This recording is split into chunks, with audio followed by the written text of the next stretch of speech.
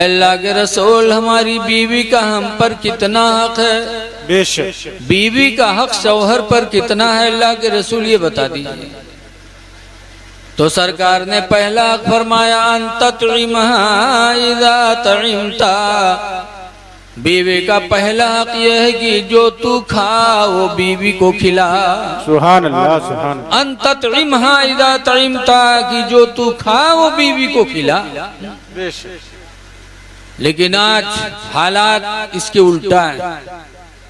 घर पे नाश्ते का इंतजाम नहीं होगा, अपने को चले जाएंगे होटल पे नाश्ता करेंगे, और बीवी खाना बना के रखेगी रोटी सब्जी तो पहले उन्हीं फिर खाइए।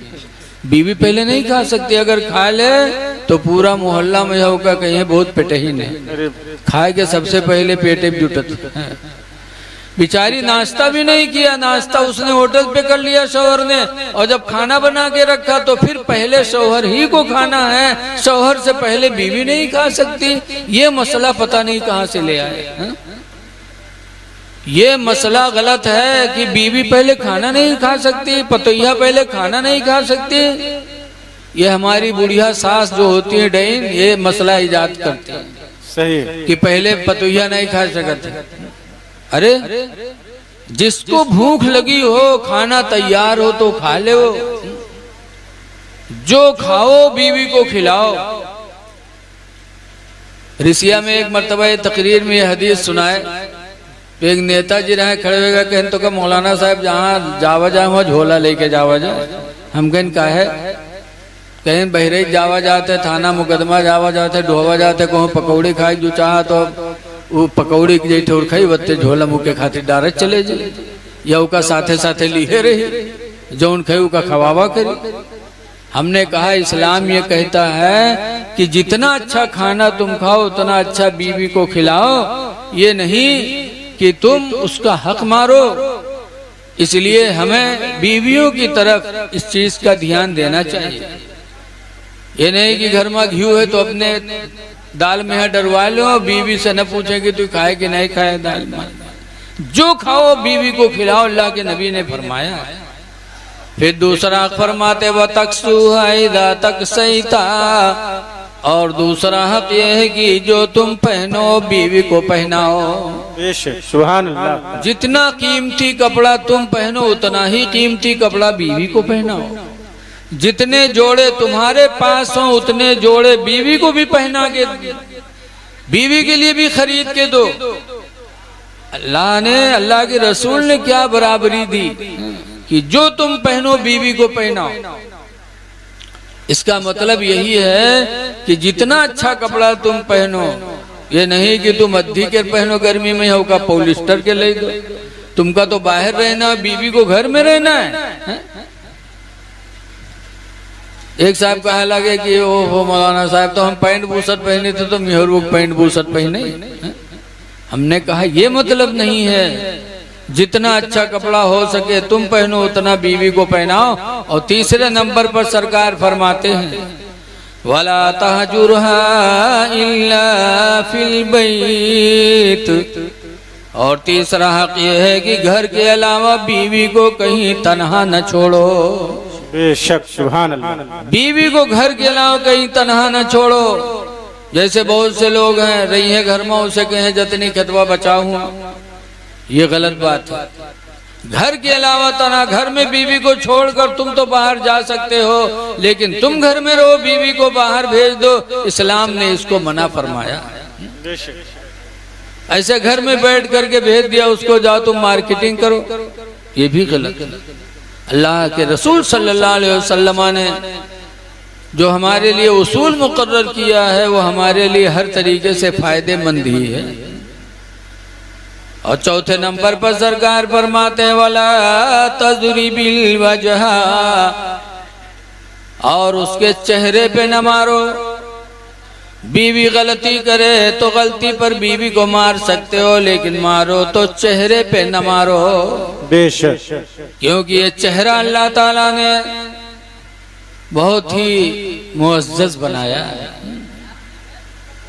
हदीस पाक में हुजूर फरमाते खलक़ल्लाहु आदम अला सूरतिही कि अल्लाह ताला ने आदम और आदम की औलाद को अपनी सूरत पे बनाया। बेशक सुभान अल्लाह सुभान अपनी सूरत पे। अल्लाह सूरत से पाक है, अल्लाह जिस्म से पाक है, लेकिन अपनी तरफ इसलिए निस्बत किया इज्जत देने के लिए, अजमत देते हैं।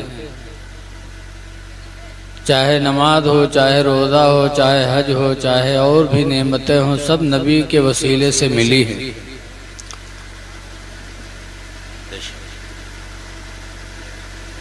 फरमाते हैं कि लाओ रब्बिल अर्श जिसको जो मिला उनसे मिला। सुभान अल्लाह सुभान अल्लाह।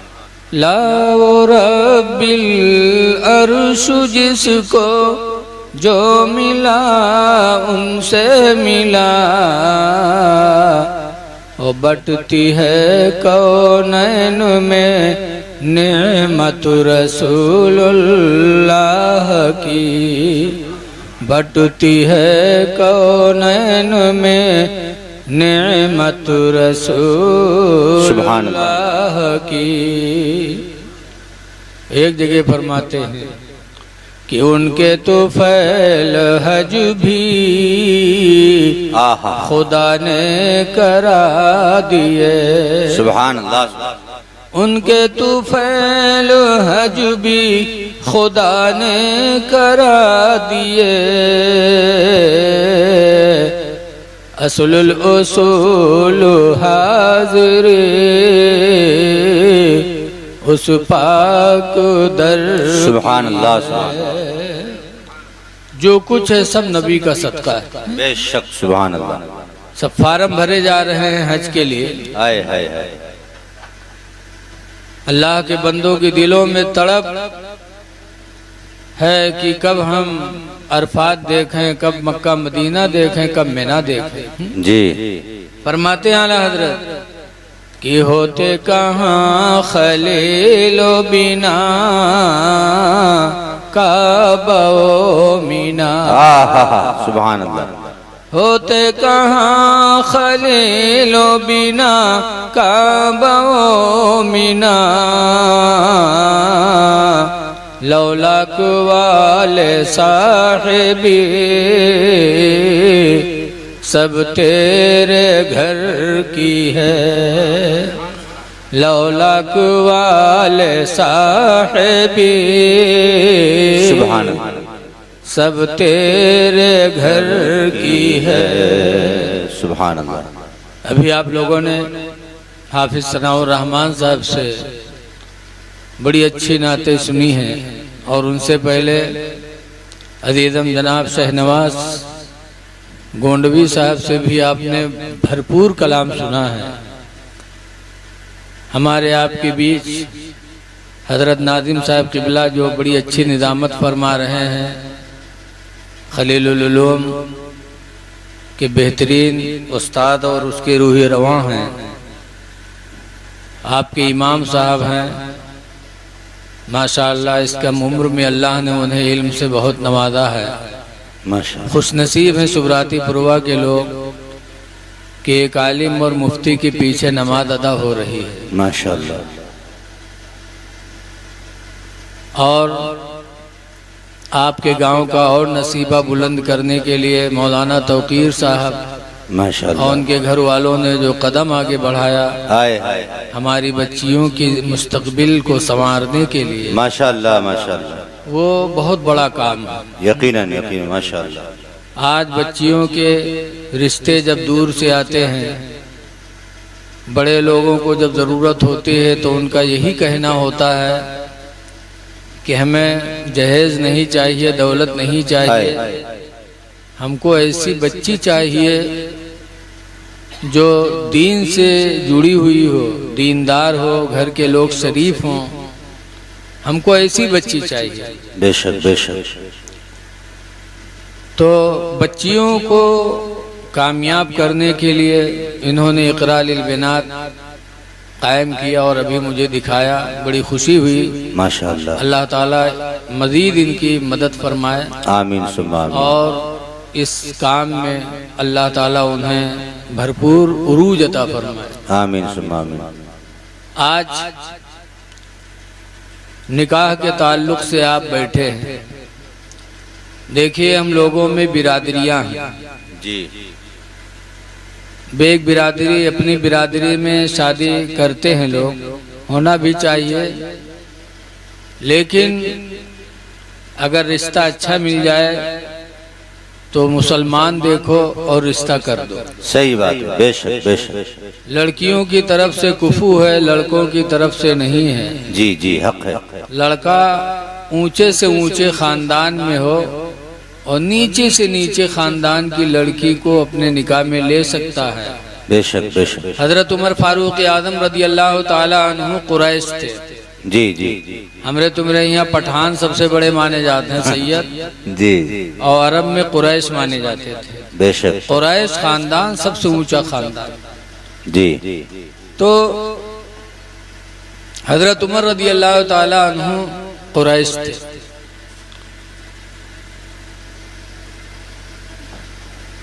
अमीरुल मोमिनीन थे। आज तो जो मंत्री बन जाते उन्हें अपनी पब्लिक की फिक्र नहीं रहती, लेकिन हजरत उमर रदी अल्लाह ताला अन्हु अमीरुल मोमिनीन थे। दिन में काम देखते थे और जब रात में लोग सो जाते तो अल्लाह के बंदों की खबर गिरी करने के लिए हजरत उमर रातों रात गश्त किया करते थे। बेशक। अकेले। आज तो कोनो मंत्री अकेले निकल नहीं सकते, जाना थे काम अत्ता गड़बड़ है, जिबे मार दिए जी। लेकिन वो जमाना बड़ा इंसाफ का था। हक है, हक है, हक है। हजरत उमर फारूक आजम रदी अल्लाह ताला अन्हु रात की तारीकी में मदीने मुनव्वरा के तरफ में निकल जाते थे। जी। एक मर्तबा एक गली से गुजर रहे थे तो एक घर से लड़ने की आवाज कानों में पहुंची। अल्लाह अल्लाह। हजरत उमर फारूक आजम वहीं खड़े हो गए। सुनने लगे तो क्या सुनते हैं कि घर में माँ और बेटी में लड़ाई हो रही है। अल्लाह अकबर। माँ अपने लड़के से कहती, बेटी दूध में पानी मिला दे, और लड़की कहती थी, अम्मा इस्लाम के अंदर दूध में पानी मिलाकर बेचना मना किया गया है, जायज नहीं। हजरत उमर ने मना किया है कि दूध में पानी मिलाकर न बेचना। तो बुढ़िया कहे, सरे मिला दे, कहूँ देखा था ही मिला। तब लड़के ने कहा था, अम्मा अफसोस की बात है कि अमीरुल मोमिनीन के सामने हम उनकी फर्मा बरदारी कदम भरे और पीठ पीछे उनकी मुखालिफत करें। ये नहीं हो सकता। उस घर में दूध बिकता था। हजरत उमर फारूक आजम रदी अल्लाह ताला अन्हुमा बेटी की लड़ाई सुन के आगे गुजर गए। सुबह हुई तो सिपाहियों को भेजा, कहा जाओ फला घर में माँ बेटी रात में लड़ाई कर रहे थे, दोनों को लेके आओ। सिपाही गए और माँ बेटी को लेकर आए। हजरत उमर रदी अल्लाह ताला अन्हु ने फरमाया, तुम दोनों रात में कैसा झगड़ा कर रही थी? तो माँ गलती पर थी, इसलिए शर्मिंदगी की वजह से खामोश हो गई, कुछ बोली नहीं। लेकिन लड़की बोल पड़ी। जो सच्चा होता है वो हर मैदान में बोल देता है। सच्ची बोली में आदमी कभी झिझकता नहीं, हमेशा अल्लाह उसे सच्चाई की वजह से इज्जत अता फरमाता है। बेशक बेशक। एक मर्तबा एक मीटिंग में था बहरेच, एक टीचर साहब कुछ झूठ से काम कर बोल रहे थे। तो अधिकारी ने कहा था, मौलाना एक झूठ को सच साबित करने के लिए तुम 1000 झूठ बोलोगे फिर भी उसको सही साबित नहीं कर पाओगे जी। एक झूठ को सही साबित करने के लिए 1000 बोली झूठी मिलाओगे फिर भी वो झूठ के झूठी रहेगी। तो सच बोलना चाहिए इंसान को। इसीलिए अल्लाह के रसूल फरमाते, इन्ना सिद्का बिर्रुन, बेशक सच्चाई ऐसी नेकी है, केवल बिर्रो यादी इलल जन्ना, ये नेकी ऐसी है जो इंसान को जन्नत की तरफ लेके जाती है। सुभान अल्लाह। इंसान को हमेशा सच बोलना चाहिए। वक्ती तौर पर थोड़ी रुसवाई होगी, लेकिन अल्लाह उसके बहाने ऐसी इज्जत अता फरमाएगा कि इंसान कभी सोच भी नहीं सकता। लड़की ने कह दिया, अमीरुल मोमिनीन ये मेरी माँ है, मेरे घर में दूध बिकता है। ये रात में कह रही थी दूध में पानी मिला दो, और मैं मना कर रही थी कि अमीरुल मोमिनीन ने मना फरमाया है। ये मान नहीं रही थी। हजरत उमर ने बुढ़िया से पूछा, बताओ क्यों तुम दूध में पानी मिलाने पर अपनी बच्ची को मजबूर कर रही थी? तब उस बुढ़िया ने कहा, ऐ अमीरुल मोमिनीन, मैं बेवा हूँ, मेरे यहाँ रोजी कमाने वाला कोई नहीं, थोड़ा सा दूध घर में होता है, अगर खालिस दूध बेच लूं तो मेरा और मेरी बेटी की जिंदगी का गुजारा नहीं हो सकता, और मेरे ऊपर इस बच्ची का बोझ है, इसलिए मैं दूध में पानी मिलाकर बेचती हूँ ताकि मेरी और मेरी बेटी की जिंदगी की जरूरियात पूरी हो जाए। मैं मजबूर हूँ, कोई रोजी कमाने वाला नहीं, मैं बेवा हूँ, गरीब हूँ। वो गुवालिन थी, गुवालिन अहिरिन खानदान की, अल्लाह पिछड़ी बिरादरी की, और हजरत उमर कुरैश बिरादरी के थे, अमीरुल मोमिनीन थे, पूरी दुनिया के प्रधानमंत्री थे, समझो। सुभान अल्लाह। लेकिन क्या शान थी अमीरुल मोमिनीन हजरत उमर के कि अपने बेटों को बुलाया, और बुलाने के बाद फरमाया कि मेरे बेटो देखो, ये लड़की इस बेवा औरत की है और इसका बोझ इस बेवा औरत के ऊपर है, और इसकी वजह से दूध में पानी मिलाकर बेचकर गुनाहगार बनती है। इसलिए तुम में से कोई इस लड़की से निकाह कर ले ताकि इस लड़की का बोझ तुम्हारे सर आ जाए और इस बेवा औरत का सर बोझा से हल्का हो जाए, और दूध में पानी मिलाकर बेचने से अपने आप को बचा ले। हाय हाय हाय माशाअल्लाह। हजरत उमर के एक लड़के तैयार हो गए, कहा ठीक है अब्बू, अगर ऐसी बात है तो मेरा निकाह फरमा दो, सुभान अल्लाह। इस लड़की का बोझ हम उठाएंगे। हजरत उमर रदियल्लाहु ताला अन्हु ने उस ग्वालिन की लड़की को अपनी बहू बना करके कयामत तक करके इज्जत भी अता फरमा दी, सुभान अल्लाह। और उस बेवा औरत के बोझ को हल्का कर दिया और उसके लिए आसानियां पैदा फरमा दी। पता चला कि सहाबा की जिंदगी हमारे लिए हिदायत है कि हम जब किसी लड़की से निकाह करें तो ये न देखें कि ये गरीब घर की है, ये न देखें कि ये नीची बिरादरी की है, पिछड़ी बिरादरी की है, बल्कि अगर वो लड़की इस लायक है तो आप जरूर उसको अपने गले से लगा लें। अल्लाह राजी होगा, अल्लाह के रसूल राजी होंगे, और सहाबा की सुन्नत भी अदा होगी। सुभान अल्लाह, सुभान अल्लाह। लेकिन आज हम इन चीजों की तरफ ध्यान नहीं देते, बिरादरी देखते हैं जी, मजहब नहीं देखते। अल्लाह अकबर। कि हाँ सुन्नी है कि देवबंदी, इससे मतलब नहीं है। सुन्नी है कि मौदूदी है कि जमाती है कि तबलीगी वाली, इससे मतलब नहीं है। बस बिरादरी होनी चाहिए जी। बिरादरी बाद में है, सबसे पहले तो आप ईमान देखें और ईमान के बाद आप बिरादरी भी देखें। बेशक बेशक। अगर बिरादरी में इस लायक कोई नहीं है, गैर बिरादरी में है, तो मुसलमान होना हमारे आपके लिए काफी है। जी जी जी जी। लेकिन आज हम में आप में कुछ चीजें ऐसी हैं, आजकल तो निकाह को लोगों ने बहुत बोझ बना दिया। जी यकीनन यकीनन। हदीस पाक में मन इब्तदिया फिल इस्लामी बिदअतन, जिसने इस्लाम में कोई बिदअत पैदा किया जिसका ताल्लुक दीन से नहीं है, तो कयामत तक उस इजाद करने वाले पर गुनाह उस बिदअत का पड़ता रहेगा। अल्लाह अल्लाह अल्लाह। इसीलिए हुजूर ने फरमाया है कुल्लु बिदअतिन दलालतुन, हर नई बिदअत गुमराही है। बिदअत से मुराद ही बिदअत सय्या। निकाह नाम है दो गवाहों की मौजूदगी में ईजाब और कबूल का। सुभान अल्लाह। सिर्फ कितना अच्छा नाम न, उसमें 10 रुपया भी खर्च नहीं। जी 10 रुपया भी खर्च नहीं। दो गवाहों की मौजूदगी में एक तरफ से ईजाब हो जाए, दूसरी तरफ से कबूल हो जाए, निकाह हो गया। लेकिन उसके लिए पहले छिगई होती है जी। अब छिगई ही में आदमी परेशान हो जाता है। छिदने वाले इतने जाते हैं जी और उसके बाद फिर मंगनी होती है। जी। मंगनी भी एक शादी हो गई। फिर तीसरे नंबर पर जब शादी आती है तो जब बुकवा लगे खोत है तब तो न पूछो का होत है। अल्लाह रहम करे। जी घर भर के लिए पीला कपड़ा होना चाहिए। जी।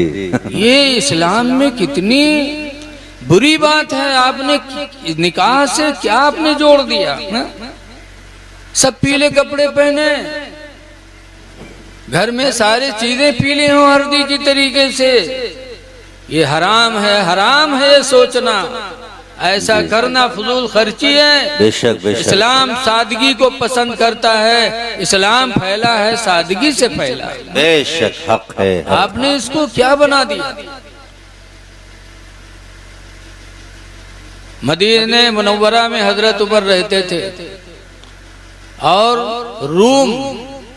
मुल्क रूम मदीना से बहुत दूर था। वहां के बादशाह कैसरो किसरा जब हजरत उमर का नाम सुनता थे, उनके सामने कोई है तो उमर का नाम ले लेता तो थरथराने लगते थे। अल्लाह अकबर। एक दफा वहां के बादशाह ने एक कासिद मदीना भेजा। रूम के बादशाह कैसरो किसरा ने एक कासिद भेजा कि जाओ मदीना देखो कि उमर का बादशाही ताज कैसा है, उमर का शाही महल कैसा है, उमर की फोर्स कैसी है, उमर का तख्त कैसा है कि हैं मदीने में और उनका नाम हम सुनते हैं तो हमारे बदन के रोंगटे खड़े हो जाते हैं। अल्लाह। तो रूम के बादशाह ने मदीना भेजा था एक कासिद को जाके खबर लेके आओ। जब वो मदीना आया पूछा यहाँ का शाही महल कहाँ है? तो लोगों ने कहा शाही महल वहल यहाँ कुछ नहीं है। कहा तुम्हारे अमीर का मकान कौन है? तो क्या देखते हैं हजरत उमर का घर है जो खजूर के पत्तों का झोपड़ा है। अल्लाह अल्लाह। पूरी दुनिया के अमीरुल मोमिनीन है और खजूर के पत्तों के झोपड़े का मकान है। कहा यही हमारे अमीरुल मोमिनीन उमर का घर है। कहा फैसला कहाँ करते? कहा मस्जिद नबवी में। सुभान अल्लाह। वहां गए तो उस जमाने में मस्जिद नबवी भी कच्ची बनी हुई जी। तो वो पूछने लगा है कहाँ, हम उनसे मुलाकात करने आए। तो तलाश करने लगा तो पता चला एक साहब ने बताया कि अभी अभी हमने फला बाग में अमीरुल मोमिनीन को सोते हुए देखा। अल्लाह अल्लाह। तो मुल्क रूम का कासिद जब बाहर गया और खजूर की बाग में पहुंचा तो देखा कि हजरत उमर हाथ की तकिया लगाए बाग में जमीन के ऊपर ऐसे लेटे सो रहे हैं।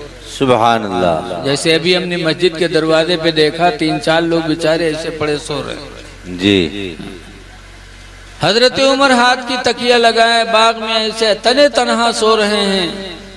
मुल्क रूम का वो कासिद जब पता पाया कि यही अमीरुल मोमिनीन है, अल्लाह अल्लाह, तब कहा था खुदा की कसम इनकी सादगी का यह आलम कि जमीन पे बाहर पड़े हैं अजनबियों की तरह, हाथ की तकिया लगाए सो रहे हैं और इनके नाम से मुल्क रूम के बादशाह थरथरा उठते हैं। खुदा की कसम इनकी सादगी का यह आलम है कि अल्लाह ताला ने इन्हें वो रोब अता फरमाया है। फौरन वो मुल्क रूम का कासिद हजरत उमर की सादगी देख करके फौरन वो कलमा पढ़ने लगा, ला इलाहा इल्लल्लाह मुहम्मदुर रसूलुल्लाह सल्लल्लाहु अलैहि वसल्लम।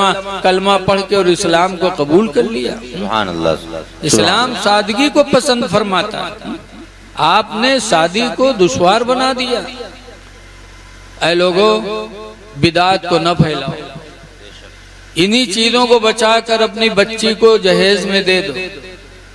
कुरान हकीम में अल्लाह फरमाता लिज़्ज़कर मिस्लु हज़्ज़िल उन्सयैन। लड़का का दूना, लड़के का 2 रुपया, लड़की का 1 रुपया होता है। अगर आपके यहाँ 50 बीघा जगह है तो उसमें लड़के का 2 हिस्सा, लड़की का 1 हिस्सा। बेशक। अगर लड़के का 2 बीघा हुआ तो लड़की का 1 बीघा हुआ। तो आप ये खुराफात में ना खर्च करो, बल्कि वही चीज अपनी बच्ची को जो हक है आपके ऊपर वो दे दो, और फजूल खर्चियों से अपने निकाह को बचाओ। रसूलुल्लाह सल्लल्लाहु अलैहि वसल्लम ने निकाह को इबादत बताया, कहा निकाह एक इबादत है और नस्ल इंसानी के बढ़ने का जरिया है। बेशक। तो हम इबादत को इबादत तक महदूद रखें। कुरान करीम में है कि एहसान करो। अल्लाह फरमाता वदिल कुर्बा वल यतामा वल मसाकीन, कि माँ बाप पर एहसान करो, रिश्तेदारों पर एहसान करो, यतीमों पर करो, बेवाओं पर करो। अल्लाह ने एहसान का हुक्म दिया है रिश्तेदार पर। और आज हम रिश्तेदार के यहाँ बारात अपनी मनमानी ले जा करके और अपने रिश्तेदार को हम तंग करते हैं। कुरान कहता है एहसान करो रिश्तेदारों पर, और आप रिश्ता लगाते हैं और फिर एक भारी भरकम बारात लेके आप जाते हैं। फिर अगर कहीं खाने में कोई कमी आई तो फिर अपने रिश्तेदार की बेइज्जती भी करते हैं।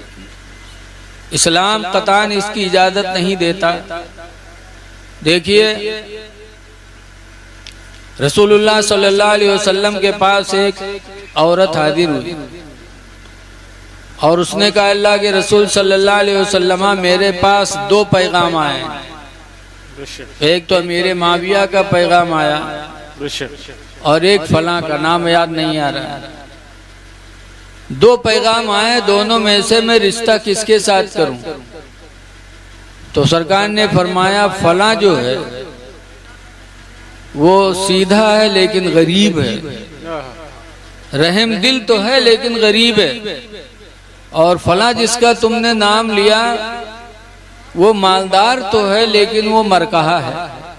हुजूर ने इसे फरमा दिया, वो मारता बहुत है। अब दोनों में से जो तुम्हें पसंद हो। तो फिर उस औरत ने उस नेक गरीब आदमी रहम दिल को पसंद फरमाया और उसके पैगाम को कबूल किया और उसके निकाह में जाकर के उसकी बीवी हो गई। बेशक। और जो दौलतमंद था लेकिन मरकहा था, मरकहा के मतलब ये कि उसके हाथ ज्यादा उठा करते थे, बेरहम था, तो उससे उसने उसके पैगाम को रद्द कर दिया।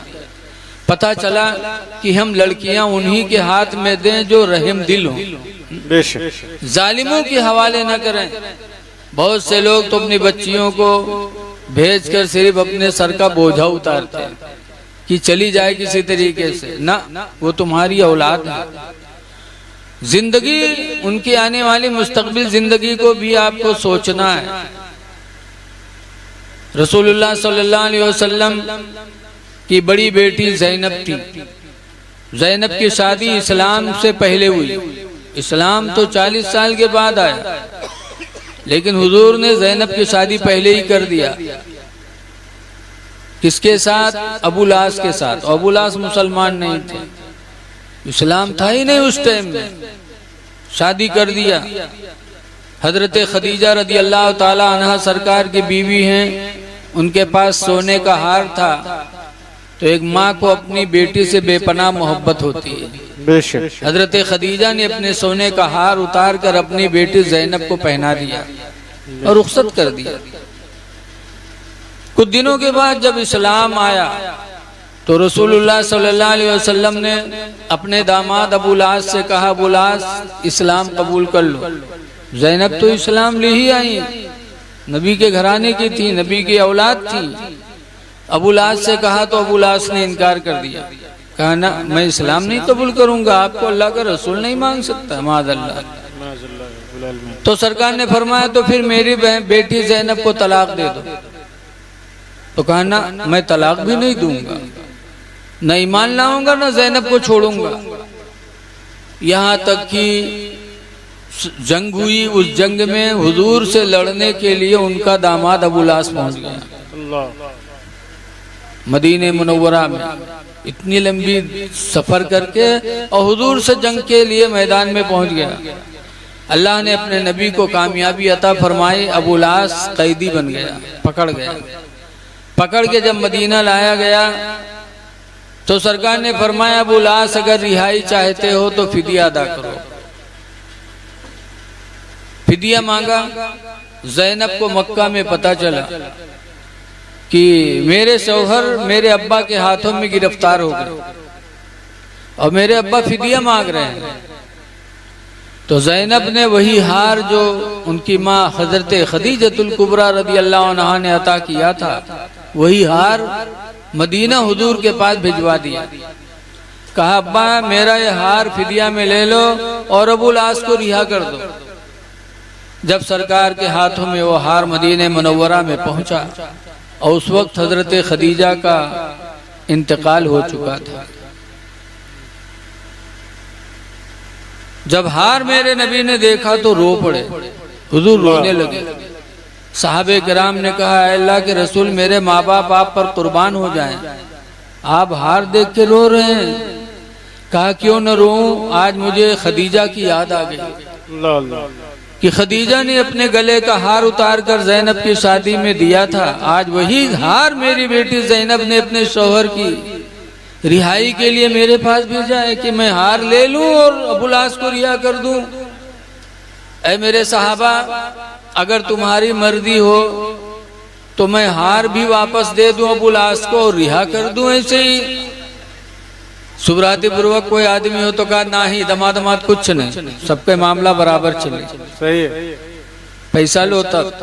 लेकिन सहाबा मेरे नबी से बहुत प्यार करते थे। वाह वाह, बेशक। कहने लगे, अल्लाह के रसूल हमारे माँ बाप आप पर कुर्बान हो, जो आप करें वही बेहतर। बेशक। हुजूर ने अबू लास से कहा, लो ये हार भी ले लो, ले जाओ मेरी बेटी ज़ैनब को दे देना और तुम्हें रिहा भी किया जा रहा है। वाह। जब सरकार ने हार दिया और रिहा फरमाया, तब अबू लास के आंखों से आंसू बहने लगे, रोने लगे अबू लास। हुजूर ने फरमाया, अबू लास रो रहे हो? कहा, अल्लाह के रसूल खुदा की कसम आप जैसा रहम दिल इंसान हमने नहीं देखा। वाह, सुभान अल्लाह, सुभान। आप जैसा रहीम करीम हमने नहीं देखा कि आपकी बात मैं नहीं मानी, जंग में आपसे लड़ने आ गया, कैदी बन गया, ऐसे हाल में आपके रहम का आलम कि आप मेरा फिदिया भी वापस कर रहे हो, रिहा भी कर रहे हो। खुदा की कसम आज मुझे यकीन हो गया कि आपकी नबूवत भी सच्ची है, आपकी रिसालत भी सच्ची है। कलमा पढ़ा, ला इलाहा इल्लल्लाह मुहम्मदुर रसूलुल्लाह सल्लल्लाहु अलैहि वसल्लम। कलमा पढ़ कर के अबू लास मुसलमान हो गए। मेरे दीनी भाइयों, इसलिए मैंने इसको बयान किया कि अपनी बेटी को देना ये मेरे नबी की सुन्नत है। बेशक बेशक, सुभान अल्लाह, सुभान। जो हो सके अपनी बेटी को दो, मेरे नबी ने दिया है। लड़कियों के साथ हुस्ने सुलूक करना चाहिए, इसलिए कि लड़कियां बड़ी नाजुक होती हैं। शादी होने के बाद फिर मियाँ बीवी का हक बड़ा गहरा हो जाता है। हदीस पाक में अन उक़बत इब्न आमिर क़ाल सअलना रसूलुल्लाह सल्लल्लाहु अलैहि वसल्लम। हज़रत उक़बा बिन आमिर से रवायत फरमाते, हम लोगों ने अल्लाह के रसूल से सवाल किया, पहले ही बच्चे के घर भेज देते, वो बाजार नहीं लगाते। शादी के दिन आपने लगा दिया, सबने देख लिया, लेकिन आपके गरीब पड़ोसी में उसकी बच्ची की जब शादी होगी और वो दो भगोना सिर्फ रखेगा दरवाजे पर, तो क्या उसकी इज्जत पे असर नहीं पड़ेगा? उसके दिल को ठेस नहीं लगेगी? वो भी सोचेगा कि काश अल्लाह हमें भी दौलत दिए होता तो आज हम भी उसी तरीके से जहर लगा के अपनी बच्ची की दुनिया वालों को दिखाते। दौलत है सबके यहाँ। एक दफा रसूलुल्लाह सल्लल्लाहु अलैहि वसल्लम की दावत ली हजरत उस्मान गनी ने। हजरत उस्मान भी सरकार के दामाद, हजरत अली भी सरकार के दामाद। हजरत उस्मान गनी रदी अल्लाह अन्हु ने हुजूर की दावत ली। तो उस दावत में जब हुजूर चले, जब गए बुलाने के चलिए, तो हजरत उस्मान गनी रदी अल्लाह ताला अन्हु हुजूर के पैरों की गिनती करने लगे। हुजूर चल रहे तो हजरत उस्मान गिनती गिन रहे थे, 1 2 3 4 5 6 7 8। हुजूर ने पलट के पूछा कि उस्मान क्या गिन रहे हो? अल्लाह के रसूल, मैं आपके कदमों की गिनती गिन रहा हूँ कि आप मेरे घर तक कितने कदम से चल के जाएंगे। सुभान अल्लाह। कहा क्यों? कहा इंशाअल्लाह जितने कदम आप मेरे घर चल के जाएंगे आपके हर कदम के बदले में हम गुलाम खरीद कर अल्लाह की राह में आजाद करेंगे। सुभान अल्लाह सुभान अल्लाह। उस जमाने में गुलामी बहुत थी, आज तो कोई किसी का गुलाम नहीं है। उस जमाने में इंसान बेचारे गुलाम होते थे, जैसे भैंसी खरीद लाए तो भैंसी आपे की है, कोई ले नहीं जा सकता, ऐसे जानो इंसान बिकते थे। कहा अल्लाह के रसूल जितने कदम आप मेरे घर चल के जाएंगे हर कदम के बदले में गुलाम आजाद करेंगे। उस दावत में हजरत अली भी थे और बहुत से सहाबी भी थे। जब हजरत उस्मान गनी के घर खाना खा लिया मेरे नबी ने सहाबा ने, तो हजरत उस्मान गनी ने उतने गुलाम खरीद कर अल्लाह की राह में आजाद कर दिया। सुभान अल्लाह सुभान अल्लाह। हजरत अली भी उस दावत में थे, तो आए घर में और अफसोस में बैठे। तो हजरत अली की बीवी फातिमा कहती अली क्यों परेशान लगते हो? कहा फातिमा आज अल्लाह ने अगर हमें भी दौलत दी होती, उस्मान की तरह अल्लाह हमें भी मालदार बनाया होता, तो आज मैं भी अपने नबी की वैसे ही दावत लेता जैसे उस्मान गनी ने दावत ली है। कहा क्या हुआ बताया सब? कहा हुजूर की दावत लिया, जितने कदम चल के हुजूर गए हर कदम के बदले में उस्मान गनी ने गुलाम आजाद किया है। आज अल्लाह में भी दौलत दिया होता तो मैं भी अपने पैगंबर की वैसे ही दावत करता और हर कदम के बदले में गुलाम आजाद करता। सुभान अल्लाह सुभान अल्लाह। सदमा हुआ कि नहीं हुआ हजरत अली को? लेकिन फातिमा ज़हरा का ईमान बड़ा जबरदस्त था। कहा आप भी जाओ अब्बू को दावत दे दो। कहा फिर? कहा दावत दे दो। हजरत फातिमा ने भेजा, हजरत अली ने जाके दावत दे दिया। दावत कबूल कर ली मेरे नबी ने। दावत कबूल करना भी मेरे नबी की सुन्नत है। कोई गरीब आदमी दावत दे तो ये न कहा अरे काहे तुम गरीब आदमी, अरे खाओ पियो यार, ये न कहो, दावत कबूल करो, मेरे नबी की सुन्नत। हुजूर ने कबूल फरमा लिया।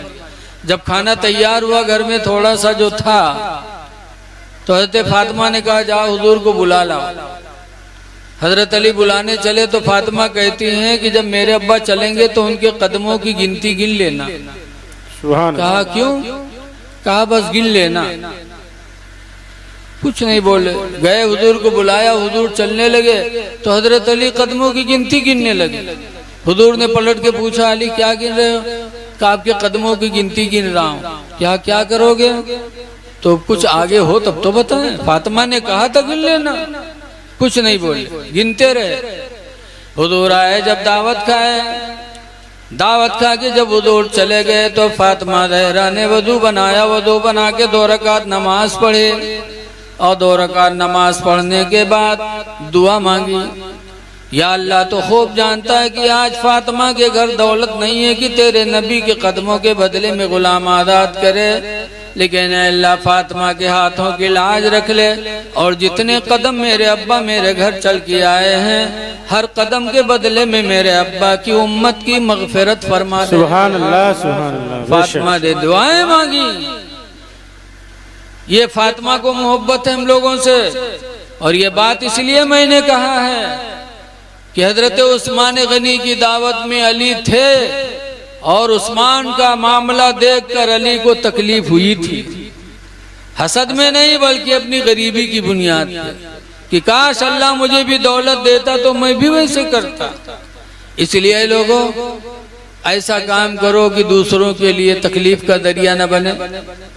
दुआ है कि अल्लाह तबारक व तआला होने वाली शादी को अल्लाह मुबारक फरमाए। आमीन आमीन। और बच्ची को अल्लाह ताला हमेशा खुशी की जिंदगी अल्लाह अपने हबीब के सदके में मैसर फरमाए। आमीन सुम्मा। और असबाब निकाह भी अल्लाह ताला मुहैया फरमाए। देखिए निकाह में जो खाना खिलाया जाता है शादी भी है और इसमें सवाब भी मिलता है। सरकार ने खाना खिलाने का हुक्म दिया है, वलीमा सुन्नत है। तो जब खिलाओगे तो नियत ये रखो कि अल्लाह ताला हमें इसका अज्र भी अता फरमाए। और नियत अच्छी होती है। हदीस पाक में इन्नमल अमालु बिन्नियात, बेशक अमलों का दारो मदार नियत पर। दुआ है कि अल्लाह ताला इन चंद बातों को अपनी जनाब में कबूल फरमाए। इन्हीं चंद बातों के साथ मैं अपनी गुफ्तगू ख़त्म कर रहा हूँ। अस्सलामु अलैकुम वरहमतुल्लाहि वबरकातुहू। वालेकुम सलाम।